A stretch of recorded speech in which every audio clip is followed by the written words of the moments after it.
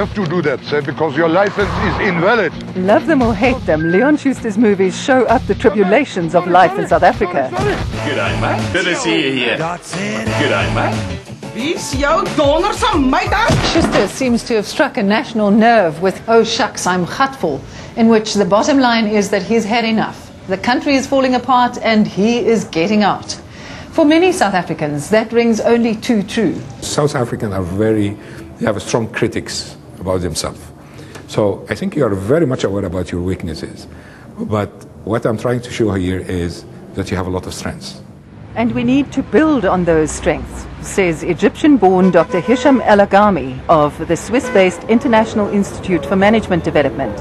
We joined him for a uniquely South African lunch to get an outsider's perspective on our country's potential. Why do you think South Africans are so self-critical? You are used to accomplish high challenges. You are very tough in your way of doing business because you put the bar very high. And also maybe you are tough with yourself because you were not enough exposed to the external world in a certain period of your history. And you could not benchmark. Director of Corporate Development for one of the world's leading business schools, Hischam has grown an insatiable hunger for the challenges and opportunities in South Africa. But when I came in '96, I found here something in the air. Something you smell the place, something you can find a passion in the eyes of people and the way they talk. And he believes that South Africa has more to whet the appetites of foreign investors than we realize. We've got one of the best banking sectors in the world, ranked right up in the top 10. And in today's precarious domain of information technology, we are number 8 for data security. Industrial investors could also enjoy the cheapest electricity on earth and harness the power of the 5th most productive labor force. They are more productive than Korea, than Brazil, than Italy, than Greece, than Spain. Hischam is co-author of IMD's respected World Competitiveness Yearbook, which uses 321 criteria and 4,000 executive surveys to rank 59 of the world's biggest economies. Ranking the countries in terms of what? How these countries were capable to create competitive environment, to attract investment, and to create the right environment for their enterprises to grow, and to create also prosperity to their nations. Amongst the 30 countries with populations of more than 20 million, South Africa came in at number 18 last year. So is that good or bad? It sounds that it's quite far down. The purpose, not to look to a global ranking to say, I should be number 1 or nothing. No, if you are number 18, you have a lot of strengths to build on, and you have a lot of weaknesses to deal with. That is fact of life.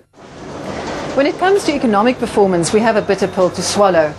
Galloping unemployment, lack of foreign investment, and poor exports have pushed us down from number 12 in '99 to 23 last year.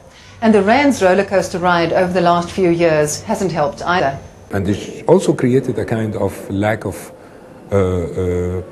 confidence for some businesses in the long run. Because it was seen as the share price of the country. Absolutely.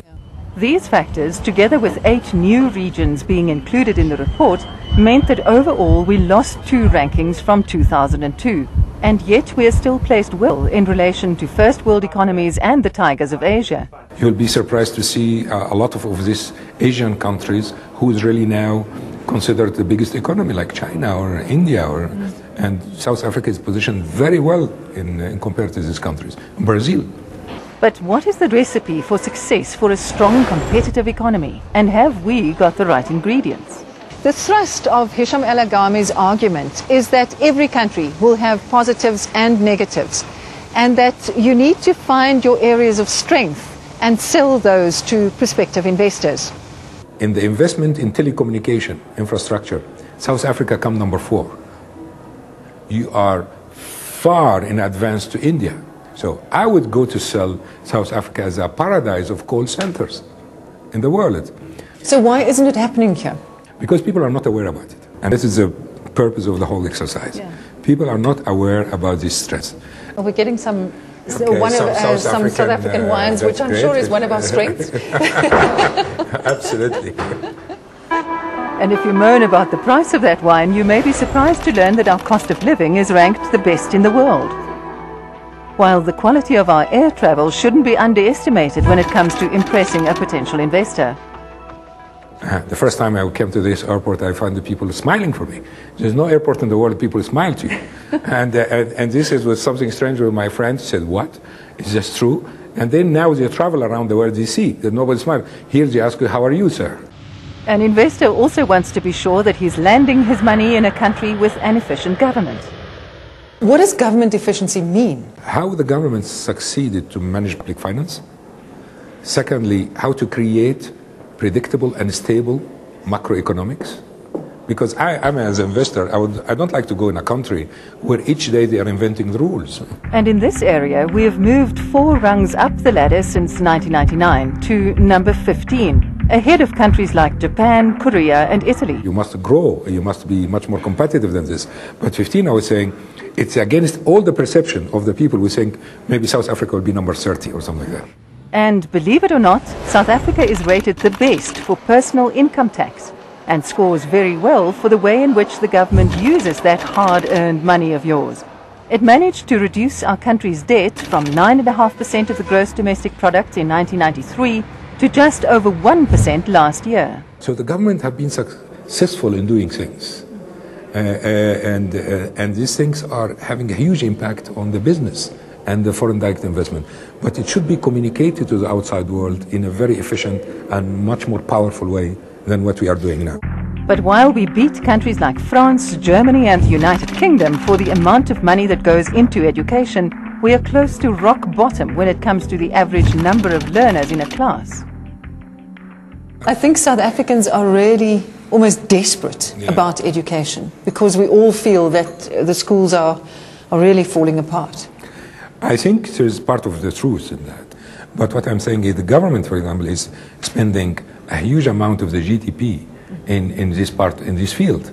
But we're not yet reaping the benefits. Yeah, exactly. Another area in which most of you probably expect us to be near the bottom of the pile is crime. And you wouldn't be far wrong. Of the 30 economies surveyed, Indonesia is rated the safest country. We are right down in 27th place, behind Australia, the USA, France and Brazil. And although there was a 2% drop in crime last year, its spectre still casts a dark shadow over our image. But Hischam feels that is not entirely fair. There is a wrong perception. They make the perception very negative about the country, the crimes. And you don't think that's correct?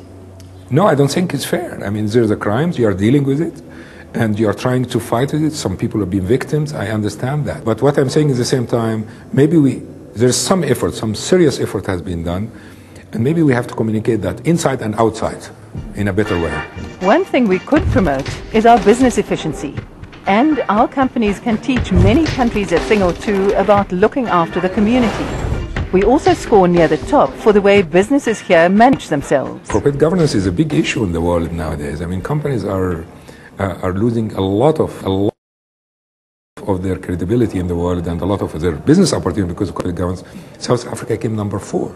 But we think we are so corrupt, and the level of corruption is so high. That is what is funny about the whole story. I mean, here you have a country who can teach about corporate governance the world, and still his people believe that he's very corrupted and things like that.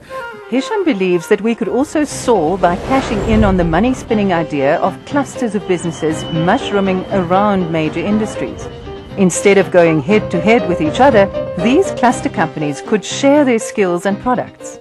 Foreign direct investors, they will be attracted by such clusters because for them it's much more easier.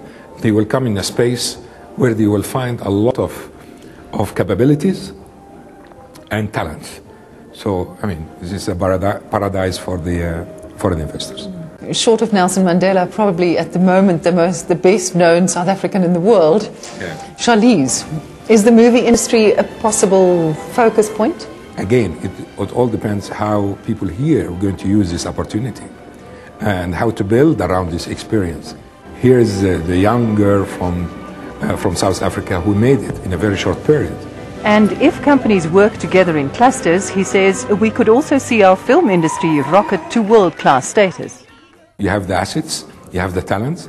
Now it depends how you can profit from this Oscar opportunity and to build around it the movie clusters.